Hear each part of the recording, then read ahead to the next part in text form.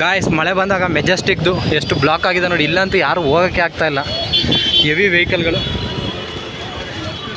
ಮಳೆ ಬಂದ್ರಂತೂ heavy ವೆಹಿಕಲ್ಗಳಂತೂ stock ಆಗ್ಬಿಡುತ್ತೆ guys ಇಲ್ಲಿ ನೋಡಿ.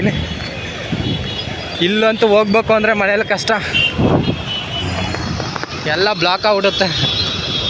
ಇನ್ಯಾರು ಕಾರಲ್ಲಿ ಇಲ್ಲಿರೋರು ಅಂತೂ ಇಲ್ಲೇ ಕಳಿಬೇಕಾಗುತ್ತೆ. ಮೆಜೆಸ್ಟಿಕ್ ಲೈಫ್.